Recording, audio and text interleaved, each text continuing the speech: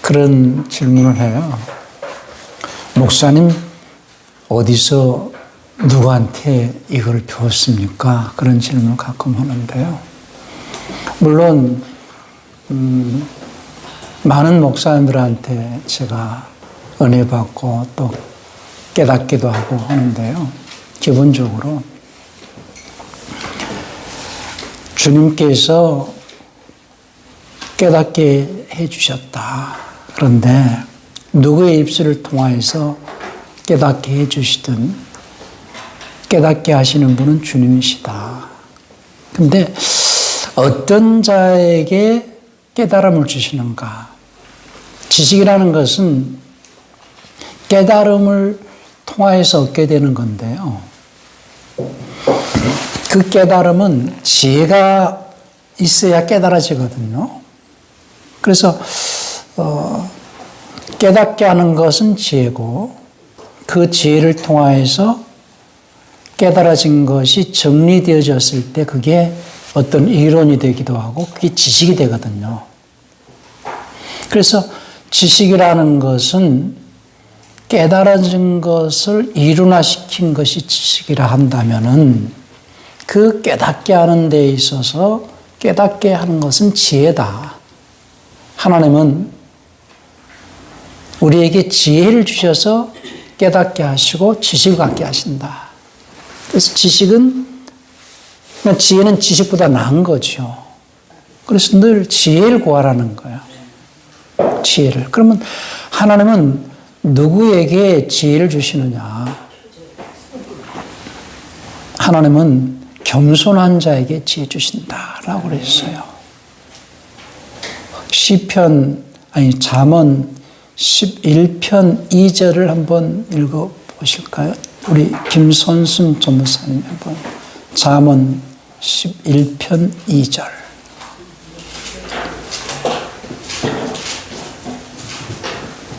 교만이 오면 욕도 오거니와 겸손한 자에게는 지혜가 있느니라. 그러니까 누가 지혜가 있는 자냐? 겸손한 자에게. 그래서 저는 제가 57년생이거든요. 네, 정치를 이사야 57장 제가 15일생이거든요. 15일이면 매월 15일. 네, 저는 정월 보름생인데, 예. 그래서 이사야 57장 15절을 늘 묵상을 해요. 57년 1호 이래가지고. 자, 이사야 57장 15절을 한번 읽어보실래요? 지존 무상하며 영원히 거하며 거룩하다 이름하는 자가 이같이 말씀하시되 내가 높고 거룩한 곳에 거하며 또한 통회하고 마음이 겸손한 자와 함께 거하나니 이는 겸손한 자의 영을 소성케 하며 통회하는 자의 마음을 소성케 하려 함이라. 그게 개역성경입니까? 네. 예. 킹제임스를 한번 읽어주시겠어요? 높고 높으며 영원에 거주하고 이름이 거룩한 자가 이같이 말하노라. 나는 높고 거룩한 곳에 거하며 또한 통회하고 겸손한 영을 지닌 자와 함께 거하나니 이것은 내가 겸손한 자들의 영을 소생시키며 통회하는 자들의 마음을 소생시키려 합니다. 겸손한 영을 지닌 자가 누구냐는 거죠. 그러니까 하나님께서는 겸손한 자에게 은혜를 주신다라고 할 때 은혜라는 것이 값없이 주시는 것인데 깨달음을 주시는 거거든요. 최고의 은혜는 깨닫는 거라고 저는 생각을 해요. 우리가 하나님의 말씀을 듣고도 깨닫지 못하면 의미가 없잖아요. 그래서 나는 우리 목사님들이 물론 제가 깨달은 것을 전한다 할지라도 제가 깨달은 것을 제 입술로 다 표현하지 못할 때가 많거든요. 그래서 어쩔 때는 그냥 여기 갔다 저기 갔다 한다는 소리도 많이 듣는데요. 제가 가끔 그런 표현을 합니다. 천국은 낮은 곳에서 잘 보이고 세상은 높은 곳에서 잘 보인다. 그러니 마음을 낮춰라.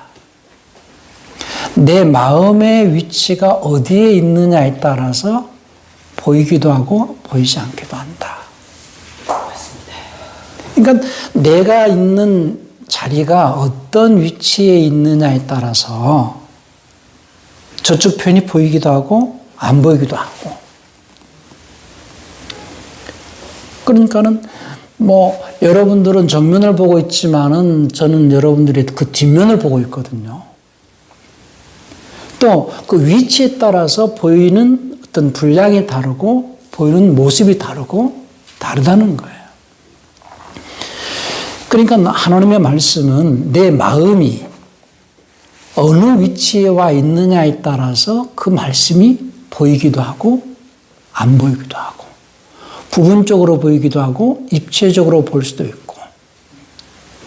그러니까 마음이 어디에 있느냐, 어떤 마음이 있느냐. 똑같은 지식을 가지고 있을지라도 그 마음의 위치에 따라서 활용하는 지식은 달라지게 돼 있어요. 그래서 제가 늘 잔소리 같은 얘기를 강의하기 전에 이렇게 하는 것은 가장 기본적인 것이 우리 마음밭이 어떠하느냐에 따라서 제가 강의하는 내용이 들려지기도 하고 안 들려질 수도 있고 더 많이 깨달아질 수도 있고 덜 깨달아질 수도 있다는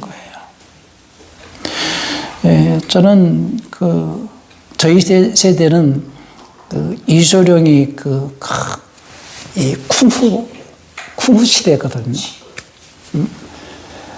그래서 제가 청년 때는 쿵푸도 배우고 막 이랬거든요. 그러면은 사범들이 또는 무협지를 좋아해가지고 무협지 읽어보면은 큰 고수를 찾아서 배우려고 하는데 가르쳐주지도 않고 받아주지도 않고 하니까는 며칠을 3일을 갖다가 막 그 문 앞에서 그냥 무릎 꿇고 기다리기도 하고 그러다가 겨우 받아주면서 하는 말이 1년 내저 밑에 가서 물이나 기르는 걸 시키고 산 밑으로까지 그러니까 산 밑에까지 내려갔다 올라갔다 하는 일을 산 밑에 내려갔다 올라오면 하루 걸리고 하는 걸 갖다가 한 3년을 시키고 그래도 그 정신이 변하지 않는지. 근데 그것 자체가 훈련이거든요. 산에 내려갔다 올라갔다 하는 게 체력 훈련이잖아요. 정신 훈련이고. 그런 정신 훈련이 가장 기본이다. 성경도 마찬가지라고 저는 생각해요. 그래서 뭐 요즘에는 세계적으로 태권도 열풍이 또 있어가지고 막 태권도를 배우게 하는 태권도의 기본 정신이 예절이거든요. 예절을 잘 지키고 아무리 싸움 잘하고 뭔가 그 기술이 있어도 그 어떤 정신이냐 내가 이 기술을 통해서 상대방을 패려고 하는 거냐 아니면 예절을 지키고 자기를 방어하기 위한 목적이냐 그것이 우리가 성경을 아는 것은요 물론 남을 가르치는 위치에 있기 때문에 잘 가르쳐야 되겠지만은 기본적으로 자기한테 적용을 시키기 위해서 하는 거거든요. 나를 위해서 배우는 거예요. 그러니까 어떤 정신을 가지고 공부하느냐에 따라서 자기 것이 되고 이게 내게 습이 되지 않으면은 자연스럽게 이렇게 나오지가 않아요. 아무리 저는 그래서 노트가 은혜 받지 말게 하고 마음으로 받아라. 마음에 받아서 자꾸 마음에서 나오게끔 해야 된다 하는 거거든요. 그래서 글쎄 우리는 인생을 살면서 나름대로 목회자이니까 목회를 통해서 많은 사람들한테 명예롭게 기억나고 뭔가 큰 건물이나 기념관을 세워놓고 갈 수도 있어요. 그러나 결과적으로는 주님 앞에 섰을 때에 내 자신에 대한 평가를 받는 거잖아요.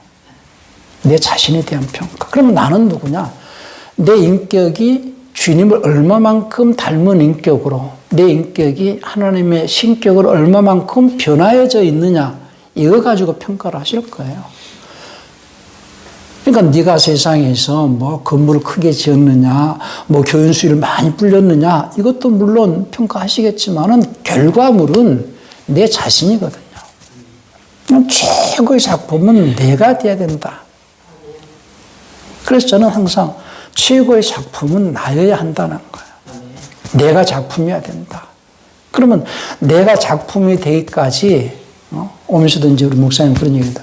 뭉근하게, 뭉근이라는 표현 아시죠? 예? 이게 어느 지역 말이에요? 뭉근이라는 표현이. 뭉근하게가 글쎄요. 뭉근하게. 예? 뭉근하게. 충청도 양반은 잘 모르시는 것 같더라고. 근데 뭉근하게라는 표현이 있거든요. 우리말에. 예. 고아지게. 어? 고아지게. 고아지게? 형체도 없이 그냥. 그냥 꾸준하게. 너무 뜨겁지도 않고 너무 차갑지도 않고 그냥 그 변함없이 뭉근하게 끝까지 작품이 나오기까지 내 인생을 마감하는 그때까지 아주 뭉근하게 나 자신이 작품이 돼야 된다는 거예요. 보면은 조금 듣다가 좋아가지고 하다가 그냥 쉽게 꺼지는 사람도 있고. 그러니까 우리는 명품이라는 것은요, 오랜 시간, 그러잖아요. 오랜 시간을 통하여서 저는 우리나라 음식이 세계적으로 정말로 좋은 음식이라고 볼 수 있는 것은 우리나라 음식치고 뭐 순간에 이렇게 만들어지는 게 기본이 그 집안의 음식은 장맛에서 나온다고 그러잖아요. 간장, 고추장, 된장 이건 전부 아주 슬로푸드거든요. 오랜 시간에 숙성이 돼야 되거든요. 그러니까 작품은 단순히 나오지 않는다. 멍멍하게. 그러니까 인생은 자신이 하나님의 작품으로 나올 수 있는 기간이거든요. 영생이라는 작품이 나올 수 있도록 멍멍하게 변하지 않고 끝까지 흔들리지 않고 어떤 환경에서든 추우면은 금방 오그라지고 뜨거우면 금방 풀어지고 하는 그런 어떤 물건은 좋은 물건이 아니잖아요. 이게 아무리 추워도 아무리 뜨거워도 변질이 되지 않고 변형되지 않는 그런 어떤 물건이 아주 좋은 물건이잖아요. 내가 어떤 환경에 있었든 어떤 어려움이 있었든 좋은 환경이든 안 좋은 환경이든 변함없이 끝까지 변하지 않는 것. 그래서 제가 뭐 쉽게 얘기하는 것 같지만은요, 제 자신에게 그걸 적용시키려고 애를 썼다는 거예요. 그래서 기본적으로 저는 우리 교회 처음 들어오시는 분들한테 세 가지를 얘기하거든요. 첫 번째, 변하지 맙시다. 처음 그 초심을 잃지 맙시다. 하나님이 전능하신 분이지만 하실 수 없는 것이 두 가지가 있는데 첫 번째가 변할 수 없는 분이다. 두 번째가 거짓말 못 하시는 분이다. 그러니 변하지 맙시다. 저는요, 너무 어리석었는지 순진했는지 모르겠지만요, 나는 우리 교인들이 죽을 때까지 같이 있을 줄 알았어. 그렇지 않더라고요. 응? 변하지 맙시다. 저는 우리 GDM 회원 목사님들한테도 그러고 싶어요. 나는 내 신앙의 기초가 이런 거니까 변하지 맙시다. 한번 우리가 주님을 사랑하고 이 말씀 붙잡고 이 시대에 하나님께서 우리에게 맡겨주신 사명이 이거니까 변하지 맙시다. 어떤 어려움이 있어도 변하지 맙시다 하는 것이고요. 두 번째가 식구가 됩시다. 그랬거든요. 손님은 오래 있으면 불편합니다. 제가 어렸을 때 8살 때에 저는 그 전라남도 함평에서 나주 밑에 그 함평에서 옛날 기차 칙칙폭폭하는 시커먼 연기 나는 기차 타고 12시간 기차 타고 서울로 우리 가족이 올라왔어요. 우리 이모가 이제 우리 가족을 다 불러 올려서 집도 사주시고 그때 당시 부자였기 때문에. 그런데 처음에 가서 집 사준 게 아니라 단칸방에 가게 딸린 그 집인데 단칸방에 가게가 바로 이제 있고 방 한 칸인데 길쭉한 방인데 우리 식구가 6식구였거든요. 그러니까 자다 보면 누나 발이 턱 올라오고 자다 보면 그냥 동생이 툭 발로 차고 막 그런 방에 살다가 안 되니까 난 이제 다락으로 올라가서 자기도 그러는데 그때 당시에는 시골에 있는 분들이 서울 창경원 구경 오는 것이 지금 해외여행하는 그런 분위기였거든. 근데 서울 가면은 친척이 있어야 자을 데가 있어야지 서울 올라가지. 근데 우리가 이제 시골에 있다고 올라오니까 시골에 친척들이 가끔 한 번씩 올라와요. 그러면은 그 좁은 방에서 또 끼어자야 되잖아요. 오래 있기를 바라겠어요? 빨리 가길 바라겠어요? 식구는요, 자다가 얼굴에 발이 올라도 옆에서 툭 차도 그렇게 불편한 줄 모르다가 손님이 오니까 불편하더라고요. 손님은 또 뭐 시키지도 않아요. 그러니까는 신앙생활 때 교회에서 새신자가 와가지고 처음엔 안 시키잖아요. 군대 가도 그랬어요. 참 자대밭에 가서 너 아무것도 하지 말고 다른 생각하지 말고 그냥 편안하게 있어라. 일주일을 걷다가 일주일 동안은 편안하게 있어라. 아무것도 하지 마라. 다른 생각할까 봐. 힘들면 탈량할까 봐. 그러다가 이제 자꾸 일을 주고 해서 식구를 만들 거거든요. 마찬가지로 오래 가기 위해서는 손님처럼 하면 안 된다. 식구가 돼야지 오래 갈 수 있는 것이지. 식구가 되자. 그리고 세 번째는 기왕에 우리 신앙생활 하기로 맘먹지 않았느냐. 열심히 하자. 응? 열심히 하자. 이 세 가지를 늘 얘기했거든요. 그거는 꼭 비단 교인들에게만 해당되는 것이 아니고 저는 우리 목사님들에게도 해당된다 생각을 해요. 우리 변하지 맙시다. 식구처럼 합시다. 그래서 어려울 때 같이 어려움도 나누고 기쁨도 나누고 좋은 거 있으면 나눠갖고 슬픔이 있으면 서로가 나눠서 슬픔도 고난도 같이 가고 그렇게 식구가 되자. 그리고 기왕이 할 거. 이제 우리 내일 여기 가까이 와 있잖아요. 그렇지 않아요? 내릴 때가 가까이 와 있는데 더 열심히 해야 되지 않겠어요? 골라인이 멀리 있는 골라인이 점점 가까이 올수록 마지막 힘을 다 해서 뛰어서 골라인 들어가야 되지 않겠어요? 세상 사람들, 믿음 없는 사람들은 노년에 편안하게 노후를 준비하면서 여행도 다니고 그런 계획을 하지만 우리는 골라인 앞두고 더 열심히, 더 충성하다가 그렇게 가자 이거예요. 아멘. 그러니까는 어떤 마음을 가지고 내가 주님을 늘 대하느냐에 따라서 어떤 마음이냐는 거예요. 똑같은 말씀을 듣고도 어떤 자는 은혜가 됐지만은 어떤 자는 부담이 되기도 하죠. 하나님의 말씀은 똑같은 말씀이지만은요, 정말로 은혜 받는 자가 있고 또 시험에 드는 자가 있어요. 같은 말씀이라도. 그거는 뭐냐면은 그 말씀을 지키는 자에게는 위로의 말씀이고 그 말씀을 지켜내지 못한 자에게는 그 말씀대로 살지 않고 자기 마음대로 산 자, 자기 편한 대로 산 자에게는 찔리는 말씀이 되거든요. 똑같은 말씀을 들을지라도 우리는 항상 하나님의 말씀이 나에게 위로가 될 수 있는 말씀. 내 삶이 어떤 삶을, 어떤 마음과 어떤 삶을 사느냐에 따라서 그 말씀이 위로가 되기도 하지만 그 말씀이 나에게는 찔리는 말씀이 되기도 하거든요. 내가 내 마음대로 하는 말씀 떠나서 하는 말씀을 부담스러워하면서 사는 자는 찔리는 말씀이겠지만은 내가 그 말씀을 지켜내기 위해서 고난도 이겨내고 핍박도 견뎌내고 때로는 손해도 보고 속상하지만은 정말로 인내하면서 그 말씀을 지켜냈을 때는 큰 위로가 될 것이고 그러니까 내 삶이 하나님의 말씀을 들을 때에 위로의 말씀이 되고 은혜의 말씀이 될 수 있는 삶을 살아내야 된다는 거예요.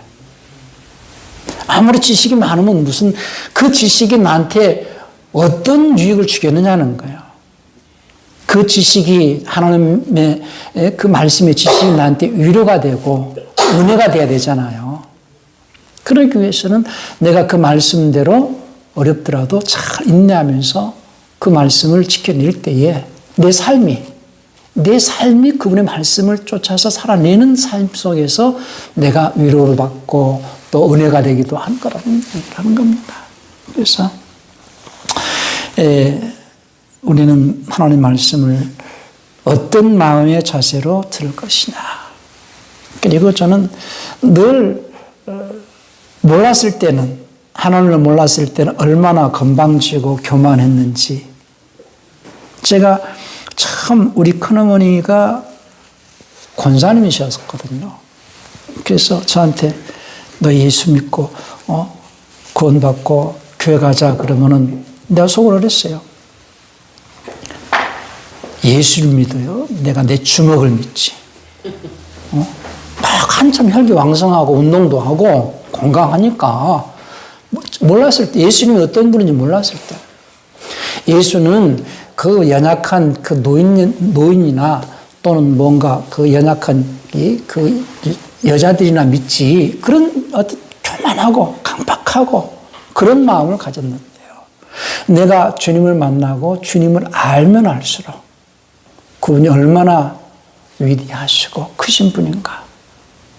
그분을 알면 알수록 나는 그분 앞에 적어지고 낮아질 수밖에 없고, 나는 먼지 같은 인생이고 구덩이 같은 인생이고 더러운 인생이고 알면 알수록 겸손할 수밖에 없더라고요. 그래서 물론 사람들은 때로는 나를 교만하다고 할 사람도 있겠죠. 그러나 과거에는 교만했을지라도 주님을 알아갈수록 나는 더 겸손하고 싶은 마음을 갖고 있다. 아직도 나는 주님을 모르고 주님을 다 알고 싶고, 정말로 주님이 어떤 분인가, 그분의 생각은 신묘막측하고 그분의 마음은 우주보다 더 넓은 분이고, 제가 가끔 인류 역사의 위대한 인물들 큰 위인전을 이렇게 많이 읽고도 했지만은, 제가 그래서 가끔 그런 얘기를 해요. 나폴레옹 키가 컸는가? 위인전에 나올 만큼 키가 커서 그러는가? 덩치가 좋았는가? 그게 아니잖아요. 생각이 주도면밀하고 마음을 넓히고 강한 정신을 갖자. 그러니까 늘 제가 기도하는 것 중에 하나가 세 가지거든요. 나를 키우는 방법. 생각이 좀 더 주도면밀하자.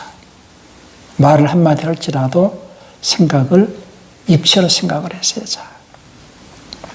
그림이 있으면은 단면도가 있고 평면도가 있지만 또 입체도가 있잖아요. 능력이라는 것은 움직이게 하는 것인데, 재판정에서 사람들이 다 앉아있다가 판사가 들어오면 다 일어났다 앉잖아요. 누가 들어오면 이렇게 일어나서 인사하는 사람도 있지만 왔어 하는 사람도 있고, 그러면 사람을 움직이게 하는 게 능력인데, 움직이게 할 수 있는 어떤 능력이라는 것은 쉽게 해서 입체적인 생각을 가지고 있는 자야 된다. 입체적인 생각. 그래서 생각을 입체로 하는 거야. 그래서 비로소 제가 만화가 재미있냐, 만화 영화가 재미있냐. 그럼 대부분이 만화 영화가 재밌다고 그러거든요. 그럼 왜 만화 영화 재밌냐? 만화 영화는 움직이거든. 소리도 나거든. 입체로 그려지거든요. 그러니까 생각을 늘 입체로 하는 사람이 능력 있는 사람이 된다는 거예요. 돈을 많이 주니까 존경하는 건 아니고 생각을 한 번 더 해보라는 거예요. 제가 전에 그런 유튜브에서 그 미국 꼬마아이가 2살, 3살짜리 꼬마아이가 911에 전화를 했어요. 911은 우리나라 119 같은 데잖아요. 911 전화해가지고 아주 급한 사람들만 전화하는데 꼬마아이가 전화를 해가지고 전화하니까 전화 받는 119 대원이, 911 대원이, 그래 무슨 일이니? 그런 꼬마가 도움이 필요해요. 뭔데요? 엄마가 숙제를 내줬는데요. 2 더하기 3이 뭔지 모르겠어요. 그러면 우리나라 사람은 뭐라 그러겠어요? 끊어 바빠 이러겠죠. 그래? 그러니까는 이닭의 사업이 뭐예요? 예를 든 겁니다. 그러니까는 이 9.11 대원이 그래 너는 답이 뭐라고 생각하니? 그러니까 못 봤어요. 보셨어요? 틀린 답을 하니까 금방 답을 또 가르치지도 않아요. 한 번 더 생각해 보렴. 또 생각할 여유를 주는 거예요. 야, 참, 미국이라는 그런 거 하나를 보고도, 야, 미국이라는 나라가 대단하다. 이만큼 배려가 있고, 인내가 있고, 뭔가 생각할 기회를 주는 곳이로구나. 그런 걸 느꼈거든요. 예. 그러니까는 나라가 제가 한 20년 됐나, 한 30년 됐나요? 처음 목회가 95년도에 이제 이스라엘 우리 목사님들끼리 이제 14박 15일로 이제 로마로 해가지고 스위스로 해서 이스라엘, 이집트 이렇게 이제 한번 이렇게 성지순례를 간 적이 있었어요. 근데 이스라엘을 갔다가 이집트로 들어갔는데요. 요 철조망 하나 지나갔는데 완전히 달라요.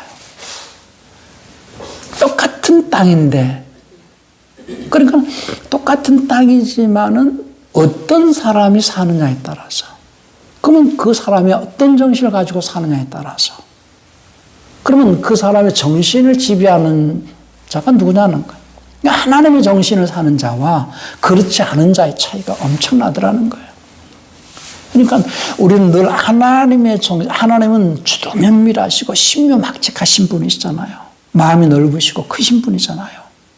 그러니까 하나님을 닮아가고자 하는 우리는 늘 생각이 주도면밀하고 마음을 자꾸 넓혀야 되고 강한 정신을 가지고 어떤 환경에서도 물러가지 말고, 지금 마귀가 끊임없이 우리에게서 뺏고자 하는 것은 믿음이잖아요. 돈을 뺏으려고 하지 않습니다. 마귀는 오히려요, 그런 우화가 있어요. 삼촌마귀하고 조카마귀 대화를 해놓은 그런 것이 있었는데요. 삼촌마귀가 경험이 많으니까 조카마귀한테, 야, 사람들이 열심히 사는 거 도와줘라. 막지 마라. 돈 열심히 벌게 해라. 명예 얻으려면 열심히 하게 해라. 응? 그걸 막으면 안 된다. 그걸 잘 도와주라는 거예요. 사람은 세 가지를 모른다. 돌아보지 않는다는 거예요. 세 가지를 돌아보지 않는다. 첫째, 자기를 안 돌아본다는 거예요. 둘째, 건강을 안 돌아보고 가족을 안 돌아본다는 거예요.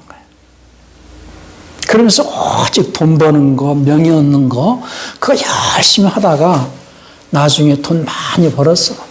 근데 세월 다 가버렸어. 자기를 잃어버린 거예요. 두 번째, 건강을 잃어버려가지고 지금까지 벌어놓은 돈을 전부 의사한테 넘겨주고, 그러니까 가족을 안 돌아보는 가족한테 팽당하고 결국 그렇게 죽는다. 그러니 열심히 도와줘라. 결국 마귀가 뺏고자 하는 것이 있어서 도와주는 게 아니고 그 안에서 뭘 뺏으려고 했냐. 자기를 돌아보지 못하게 하고 믿음을 뺏고 하나님을 잃어버리게 하려고 애를 썼다는 거예요. 그러니까 어떠한 환경에서든 하나님을 가까이 하는 일을 게으리하지 마라. 주님께서 우리를 핏값 주어 사셨으면은 주님의 것으로 살아라.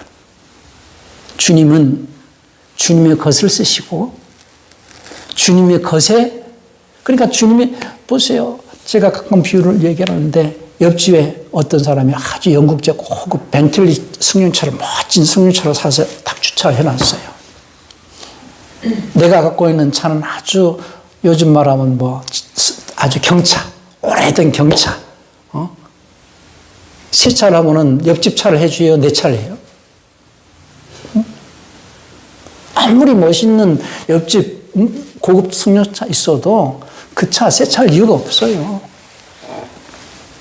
내 것에 관심 있고 내 것을 다듬고 내 것을 싣고 하듯이, 주님은 내가 아무리 세상에서는 천하고 보잘것 없을지라도 내가 주님의 것이 되어지면은 그분이 나를 다듬고 씻고, 주님의 것이니까 아끼고 하지 않겠어요? 그러니 주님이 것이 되고 주님께 쓰임받으려고 애를 써라. 그것은 목사가 꼭 대서가 아니고 예수님을 주님하고 부르는 자라면, 예수님을 주인님이라고 고백했다면은 그때부터는 주인님의 것으로 살아라. 그러면 주인님께서, 그러니까 주인님이 이익되는 것이 내가 손해를 보는 일이 있어도 주인님이 손해보면 안 된다. 내가 손해보더라 주인님이 이익되는 것이 나한테 이익이고, 주인님이 손해보면 내가 아무리 이익이 있다 해도 그것이 나의 큰 손해다라는 걸 잊지 마라. 늘 주인님의 것으로 살아라 하는 걸 강조합니다. 그러니까는 하늘의 비밀한 것들을 아무한테나 이렇게 주는 게 아니라 주인님의 것이 되어진 자에게 보여주신다, 깨닫게 해주신다 하는 거 잊지 마세요. 우리는 노아할 때 그 수많은 그런 어떤 그 계산, 그때 당시의 사람들의 인력과 그때 사람들의 산화 제한 이런 게 없었으니까 인구의 확장 어떤 그 연대를 통해 가지고 계산을 해봤더니 지금 인구만큼이나 많은 인구가 살았다는 거예요, 노아 때. 그런데 그 많은 인구 가운데에서 홍수가 나서 구원받은 자는 노아 식구밖에 없었잖아요. 소돔 고모라가 멸망할 때에 롯의 가정, 그것도 부인은 돌아보다가 소금 기둥이 되고, 그 딸 둘하고 세 사람이 겨우 이렇게 구원받잖아요. 그러니까 구원받는 숫자는 많지가 않다는 거예요. 출애굽을 해서 장정만 60만이 나왔을지라도 20세에 계수받아가지고 가나안에 들어간 사람은 2사람이었고, 그러니까는 이 시대도 똑같은 시대라는 걸 잊지 않으셔야 됩니다. 그러니까는 많은 사람이 시작을 했다 할지라도, 보다가 요즘에 그 가을이니까 단풍도 보지만은 감이 많이 열렸다며요. 감이. 예? 감이 처음에 감이요. 감꽃이 피잖아요. 감꽃이 엄청 많이 피거든요. 그럼 감꽃이 많이 피는데 바람 불면 감꽃 떨어지면 감꽃 주워 먹고, 요즘 애들은 안 먹지만 우리는 배고프니까 감꽃 먹을 때도 있었거든요. 땡감 나면 또 비바람 불면 땡감 떨어지면 또 이제 물에다 우려 먹고, 그래도 감이 많이 열려요. 워낙 많이 달리니까. 그러다가 바람 불면 감꽃 떨어지고 비바람 불면 땡감 떨어지고, 그래도 끝까지 남아있는 감, 그래서 가지에 빨갛게 익은 그 감은 절대 주인을 가만 안 두거든요. 그때까지 빨갛게, 그게 감나무의 작품이잖아요. 그 감나무의 작품은 빨갛게 홍시되어진 그 감이 작품이듯이 인생의 내 작품이 하나님이 딱 오라 하실 그때까지 끝까지 그 감이 감나무에 붙어 있는 것처럼 주님께 붙어서 환란이 오고 핍박이 오고 고난이 올지라도 떨어지지 말고 멀리 있지 말고 끝까지 가자는 그런 자가 누구냐 이 시대에. 수많은 사람들이 감꽃처럼 떨어지고 땡감처럼 떨어질지라도 우리는 끝까지 주님 의지하고 작품으로 주님 앞에 설 수 있는 그런 신앙인이 되기를 바라요.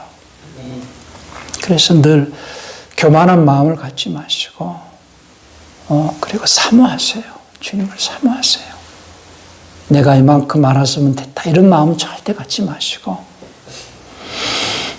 제가 전에 모멘도서도 그런 얘기를 했는데요. 우리 총신대 총장이신 정승구 박사님한테 제가 그런 말 한 번 한 적이 있어요. 총장님, 저는 총장님 앞에서 너무 총장님 말씀 듣고 보니까 저는 너무 모르는 게 많네요. 근데요, 제가 아는 것 딱 한 가지 있습니다. 그랬어요. 나는 아직도 성경을 많이 모른다는 것을 내가 분명히 압니다. 늘 성경 앞에 겸손하시고, 나는 항상 모른다. 그리고 나는 목마르다. 나는 갈급하고 성경 말씀에 헐떡이는 자다.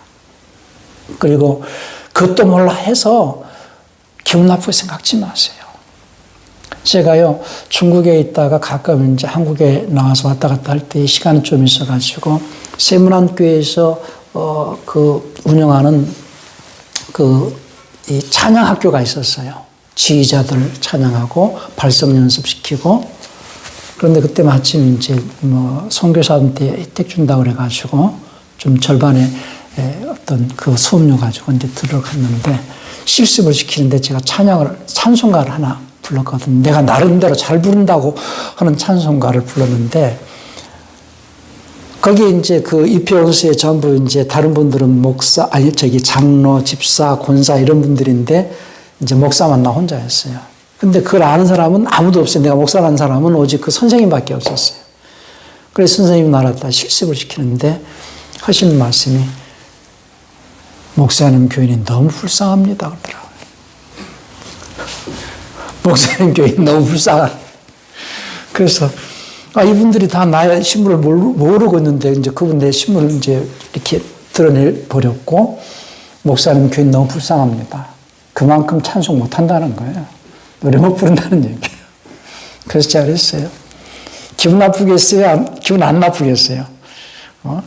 기분 나빠하지 않고, 선생님, 제가 잘 부르면 왜 여기 와 있겠습니까? 이만큼 못 부르니까 내가 배우러 왔습니다. 그랬어요. 그러니까는, 때로 혹 제가 말 실수, 그것도 모르다 이런 표현이 혹 있을지라도, 우리는 배우고자 왔으니까, 늘 배우고자 하는 마음. 안다면 뭐하러 배우려고 하겠어요? 아는 거를 왜 모르니까. 이제 저는 그래요. 제가 깨달은 것을 말씀을 드릴 때에 또 여러분들이 알고 있는 것에 더 플러스 해가지고 더 많은 것을 주님께서 깨우쳐 주실 것이다. 그러니 제가 혹 여러분들이 아는 것을 말씀을 드린다 해도 겸손한 마음으로 또 들으시면은 여러분들이 이미 알고 있는 것에 비례해서 또 더 많은 것을 깨우쳐 주실 것이라고 생각을 해요. 그래서 그런 마음으로 우리는 공부에 임할 수 있기를 바라고요. 지금까지 이제 제 강의가 어쩔 때는 조직신학이라는 것은 저는 그렇게 좋다고 생각지는 않아요. 왜냐하면은 이 모든 것이 분해를 한 상태에서는 능력이 안 나오거든요, 사실. 이게 조립이 되어져야 능력이 나오는 것이지. 자동차를 다 분해시키면 자동차가 안 움직이잖아요. 자동차가 완전히 정립이 되어져 있을 때에, 조립이 되어져 있을 때 능력이 나타나듯이. 그래서, 목회라는 것이, 쉽게 해서 성경은, 우리가, 운전면허 할 때는 이제 구조까지 배우면서 성경의 부서에 그때 한 2만 가지가 넘는다는 요즘에 4만 가지 이상이 된다더라고요. 전자제품에 들어가지고. 그러면 미션 부속 따로 있고, 엔진 부속 따로 있고, 샤시 부속 따로 있고, 전기부 다 따로 이렇게 분해가 되어져 있는 상태에서 이것을 조립을 해야 되는데, 성경이 조립이 되어졌을 때에 그 완전한 조립 속에서 성령께서 일하시게 하는 어떤 믿음의 틀이 잡혀져 있을 때에 능력이 나오게 되거든요.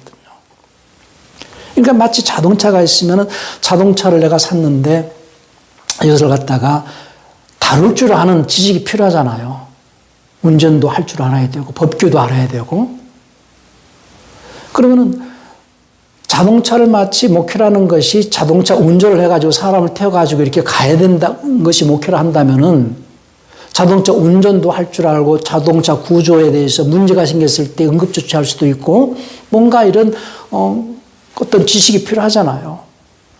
그런데 마치 차를 커듯이 자동차를 밧줄로 메고 이렇게 끌고 간다거나 안 움직이니까 뒤에서 밀고 간다거나 이렇게 하는 것이 목회가 아니라는 거예요. 목회는 내가 자동차를 조립이 되어가지고 자동차 시동 걸고 부릉 해가지고 그리고 이제 내가 자동차를 운전해서 운전할 때 법규도 알아야 되고 자동차 작동법도 알아야 되고 그렇게 해서 그냥 몰고 가는 것이 목회다. 저는 그렇게 생각을 하거든요. 그냥 숫자를 많이 불려야지 된다. 그것이 목회가 아니고요. 그래서 뭐 이제 오늘은 목회란 무엇인가? 설교란 무엇인가? 목회가 뭔지, 목사는 쉽게 해서 제가 가끔 그런 비유를 하는데요. 축구 선수는 뭘 잘하면 돼요? 공을 잘 넣으면 돼. 거기다가 손흥민 같이 또 영어도 잘하면 더 좋지요. 팀워크를 잘 갖추기 위해서. 그러나 영어 조금 못해도 골을 잘 넣으면, 축구 선수가 뭐 학위가 있어야 됩니까? 아니면은 뭐 학벌이 좋아야 됩니까? 그럼 축구 선수는 공 잘 넣으면 되고, 농구 선수도 공 잘 넣으면 되고, 그럼 목사는 뭘 잘하면 되겠어요? 목회 잘하면 돼요. 근데 목회가 뭔지 모르고 하면 목회 잘하겠어요? 그러니까 목회가 뭔지, 설교가 뭔지, 또 설교 속에서 사용해야 되는 단어, 용어에 대해서 이해가 또 돼야 되고, 그러니까 성경은 전부 목사를 세운 것은 쉽게 해서 목회를 잘 할 수 있는 비결이 다 담겨져 있기 때문에 그 목사는 그 성경 안에서 목회의 비결이나 비법이나 능력이나 이런 걸 얻으려고 하는 거 아니겠어요?